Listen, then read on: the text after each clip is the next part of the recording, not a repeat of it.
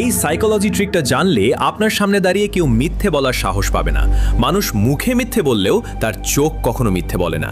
চোখের এই স্টাডি ব্যবহার করে FBI এজেন্টরা অপরাধীর মিথ্যে শনাক্ত করেন।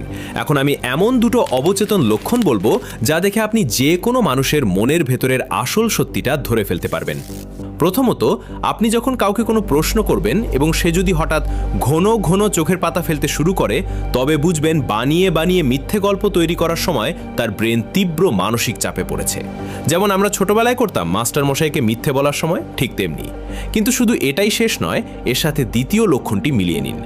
কথা বলার ঠিক ওই মুহূর্তে সে যদি হঠাৎ তার ডান দিকে বা ওপরের দিকে তাকায় এবং আপনার সাথে সরাসরি চোখে চোখ রাখা এড়িয়ে যায়, তবে শতভাগ নিশ্চিত থাকুন সে কোনো সত্যি ঘটনা মনে করার চেষ্টা করছে না, বরং অবচেতনভাবেই একটা মিথ্যা গল্প সাজাচ্ছে।